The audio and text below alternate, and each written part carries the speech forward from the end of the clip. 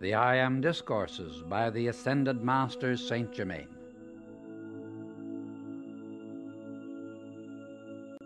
Discourse 16, November 24, 1932. Thanksgiving Day. The personal ray of Jesus and the other created rays. Saint Germain. Invocation.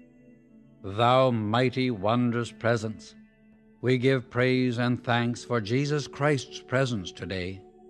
We rejoice in the fullness of the Christ activity, the active presence of God.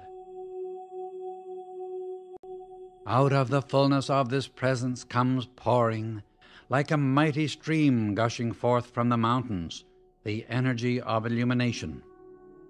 This great and mighty stream of life, with all its attributes of perfection, surging into the hearts of mankind, is anchoring in everyone peace, love, harmony, faith, and charity to all. Thou mighty presence, infinite love, enfolding all mankind, give special notice to these earnest students who have come under this radiation. Give every assistance that is permissible. Strengthen them to stand unwaveringly in the light and face the truth, joyously willing to pluck out of their lives and creation all undesirable things. Fill all official places with mighty messengers of light. Sustain them by thy mighty ascended host, that they may be strong enough to stand unwaveringly and successful before any sinister force.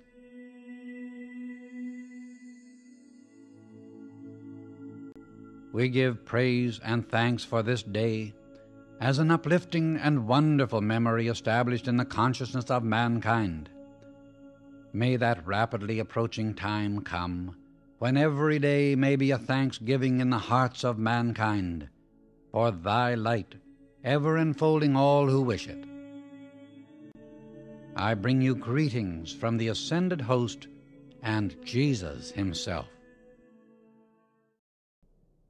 The Discourse. The first principle of activity from the Godhead is projection or precipitation. Therefore, its nature is to project or precipitate itself. The first activity is the divided rays going forth into individualization, into visible expression. When I speak of individual or visible expression, I use that term because of the physical activity. Not that it is not always visible, because it is, but to those in the physical form, I speak of it as visibility. Thus you will see the nature of your being as rays of light, and who you are as the natural quality of life which you so much desire at this time. The day is rapidly approaching when many, many students will begin to use the light rays of which they are a part, especially the ray of vision and sound.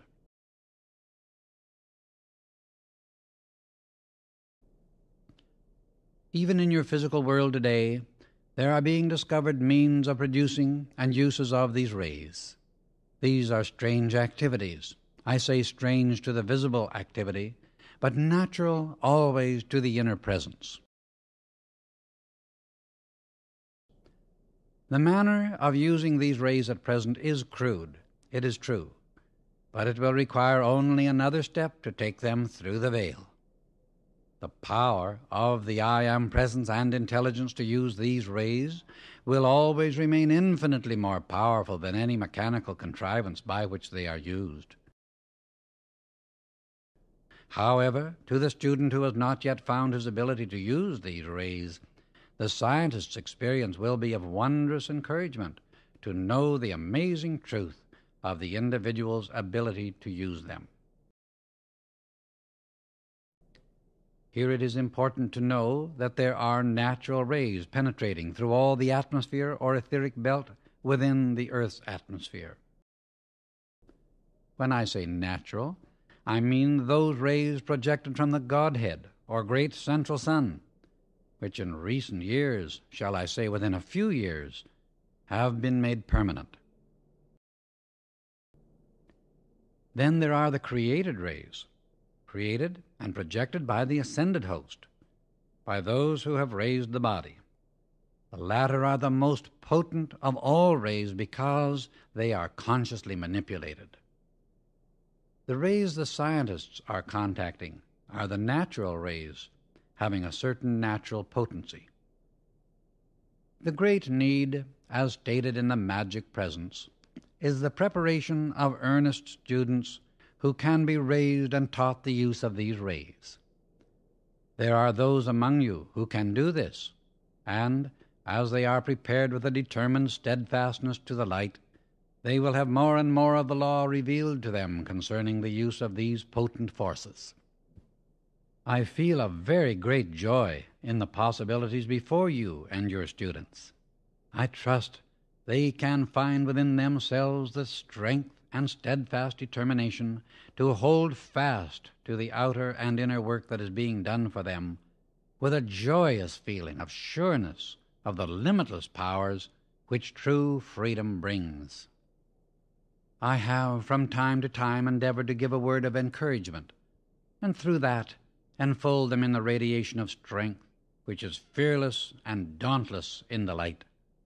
The loving, joyous stillness in the attitude of the students is wonderfully encouraging, for the expectant attitude is the right attitude to be maintained. I would suggest that those who have been having unpleasant experiences would consciously withdraw from those conditions all power they have been giving them, mostly unknowingly. When it is necessary to discuss some condition to understand it, immediately follow by withdrawing any power that has been given to it, and then know, I am the harmonious presence, ever pervading whatever the condition may be. As I have intimated before, and it has only partially reached through, I will repeat it again. Anyone, especially the student who has experienced inharmony or limitation in his mind, home, or world, can, with persistent, tensionless effort, by holding with determination to the following statement, keep his home clear of anything undesirable. I am the governing presence, governing in perfect divine order, commanding harmony, happiness, and the presence of God's opulence in my mind, my home, and my world. When I say I am the governing presence, I am fully, consciously aware that I have set in motion the full power and intelligence of God, producing the desired conditions, and that they are thus self-sustained. It seems to me that it has not been clearly understood that when you use the expression, I am the presence in my mind, home, and world, you are not only commanding the conquering presence of this activity through your own consciousness, but you are calling forth the assistance of the I am, or God presence, into your home and world of whoever contacts it. This is so vital for the student to understand. Do not be discouraged. If you do not see immediate manifestation of this harmony which you desire, but go right on feeling the conquering I am presence.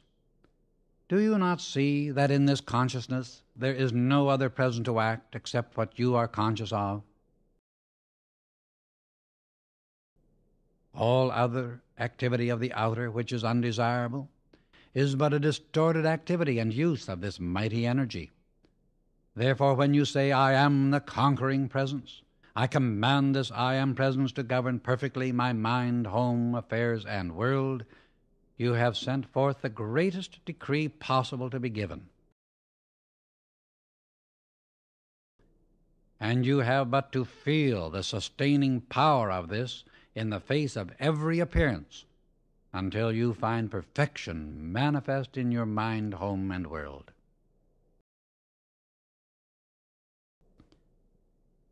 I wish the students would read this particular part every day to keep before them the mighty truth underlying these statements.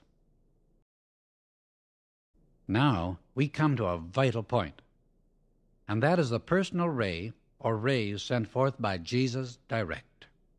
Many will ask, why especially Jesus? I answer, because humanity has been taught to look to the presence of Jesus the Christ, few having any knowledge at all of the ascended host, of the great masters of the great white brotherhood, who wield limitless power to assist mankind. Yourselves and your students will have for the next 7 weeks the personal ray of Jesus the Christ. Those who can put aside any thought of other personalities, and with open arms, mentally speaking, welcome these rays into each one's mind, home, and world, will find almost anything possible. I assure all of you that the idea of these personal rays of Jesus the Christ is no imaginary thing, and you, our beloved messenger, have the personal thanks of Jesus the Christ for your fearless stand and use of the ascended Jesus Christ presence. As the messenger gives forth riches of wisdom and truth, so should students in their loving sincerity to the teacher through the I Am presence work for the health and prosperity of the messengers. This would open doors to the students not otherwise possible. There are indications at this time that during the next 7 weeks, revelations may be given to some of a certain use of liquid light. I wish the students' attention to be fixed on this, so that those who are ready may receive. Here let me say that the right attitude of the student is always to rejoice at the advancement of his or her brother or sister, for each individual receives that which is most needed at the time. And if one receives one thing, another may receive something else. So the student should at no time feel that he should have the same thing that someone else receives. I mean in regard to revelation. As no two are alike or of the same state of advancement, you can see how they could not each receive the same thing at the same time. The most wonderful attitude of the student is to continually bless and rejoice at any revelation that comes to his fellow students, thus keeping the door wide open to that glorious inner presence at all times. For the encouragement of those interested in aerial transport, I wish to say there is nearing the approach of planes that will be proof against accident. These will make transportation quick, sure, and easy anywhere one wishes to go. The obstructive mental attitude of those interested in aerial navigation, which has been opposing the coming forth of this much-needed knowledge, is rapidly being broken down, until there will come forth a flood, so to speak, of wonderful ideas and perfection, which can and will be used in this wonderful means of transportation. Many of you will not need them, but there are always those who do, for one's own aerial equipment within him will always far excel any outward conveyance, for the higher body is the most wonderful vehicle of aerial transportation there is. Some of my argumentative friends may suggest that this vehicle is not able to carry great loads, but I say to them, how shall ye judge until ye are able to use this means?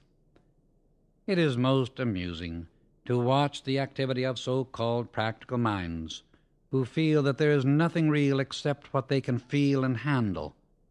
But unless one believes in the limitless powers and laws of intelligence of God individualized, he can in no wise receive to any great extent from this mighty inner presence. The practical mind that forever doubts a thing it cannot see has a long way to go, unless as you lop off the undesirable limb of a tree, this limb of doubt be cut off. You know, it is a good idea, after it has been cut off, for you to consume it in the consuming flame, that it does not come back again. It seems so difficult for the student to realize what a tremendous power the consciousness of this consuming presence is. To some it is difficult to get away from the thought that it is imaginary. But could you see from the inner standpoint, you would see that it has a mighty presence and power, and is very real. I wish you for about 2 minutes to feel this dazzling ray of light penetrating every atom of your being. There should be splendid accomplishment during the next 7 weeks. The reaching out of humanity as Christmas time draws near, with the already added impetus of the Christ force, enables accomplishment to take place at this time which have not before been possible. There are certain activities which must be contacted by the inner presence before the outer attention can be drawn to them. This is hard for the student to understand. The student must first reach out, and he can only reach out through his inner presence. A simple but very wonderful thing is for one to give praise every night and morning for that magnificent presence of life which animates the mind and body. It is a tremendous thing to feel deeply this thanksgiving for the presence of life, which holds within itself all things. Just to be grateful to life for all it is and contains. The very presence of life enables us to do the things we are conscious of and desire to do. Because we cannot move without this presence, we cannot even think without it. If one would take this statement, "I am the presence thinking through this mind and body," he would receive some very remarkable ideas. The brain is the first point where obstruction begins to register, because that is the point of contact with wrong ideas. Wrong ideas register most quickly and intensely in the brain structure, because that is the field of atomic activity. However, the attention held upon the I am presence so releases the power of the perfection which is within the electron at the center of the atom, that the wrong ideas and obstruction to the light simply dissolve and disappear. Question. Dawn. Where are you going? Answer. Saint Germain. To the Golden City. From this time on until 3 weeks after New Year's Day, it is a time of great rejoicing in the Golden City, for it gives a great opportunity to convey into the physical world through the light and sound rays its own mighty radiance. If humanity could understand and appreciate this fact, remarkable things could take place. But that does not prevent individuals who can grasp it from receiving its remarkable benefit. The very simple thing, if students could only understand and apply it, is to absolutely keep the mind off every personality and know only, I am the only presence there. It would open the doors, oh, so wide. Love and a reaching out to an ascended being enable radiation to be given that would not otherwise be possible. One cannot long interfere with the progress or growth of another, for if the one obstructing does not release and relax his hold upon the other who is ready to go higher, the obstructing one will be removed by his own action. If one continues to hold steadfast and sincerely to the light, personalities will be swept aside or harmoniously disconnected from the individual's world. At this state of growth, or rather expansion of the light, it is necessary to know I am the active presence of all channels of distribution of all things acting for my good. When the thought comes, this is all I have, nip it in the bud and say, I am the opulence of God in my hands and use today. This is the time to stamp it right out of your mind and feelings. This must be held as a sacred silence within each individual. Take this as a sacred, reverent knowledge to be used. When you take from the I am self, it is impossible for you to take anything from any personality which rightfully belongs to that one. You are decreeing for your world, so you cannot take from anyone when knowing your own law. I am the presence, acting everywhere. There is no possibility of division of the I am presence.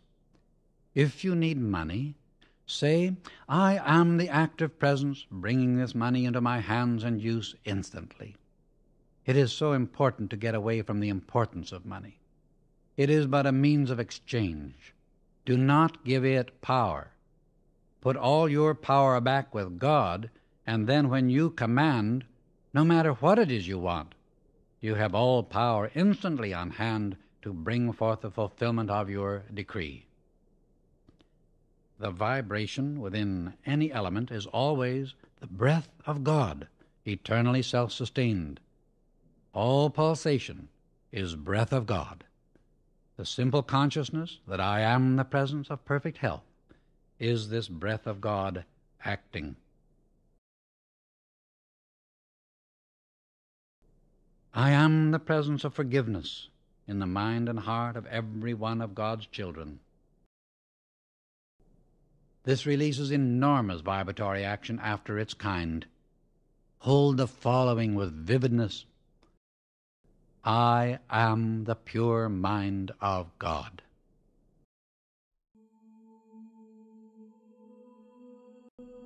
Benediction. Thou infinite, mighty personal presence, Jesus Christ, we give praise and thanks for thy radiance, for thy intelligent rays, for thy qualifying presence. We give praise and thanks that we are conscious of that special radiance at this time, and that we may, through the loving open door of our consciousness, receive of its mighty presence.